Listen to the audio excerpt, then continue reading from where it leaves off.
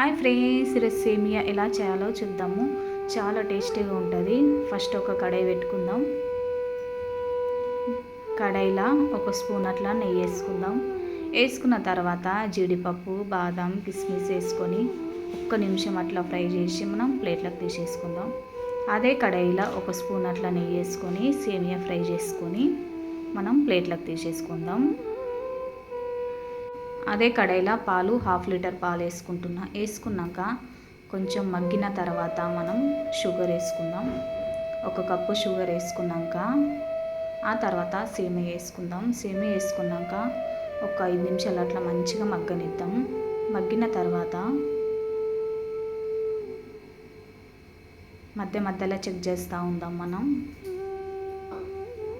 దగ్గరికి పడ్డది. తర్వాత జీడిపప్పు, బాదం వేసుకుందాం. వేసుకున్నాక అయితే మనం స్టవ్ ఆఫ్ చేద్దాం. ఫ్రెండ్స్, ఈ రెసిపీ నచ్చితే లైక్ చేయండి, షేర్ చేయండి, సబ్స్క్రైబ్ చేసుకున్న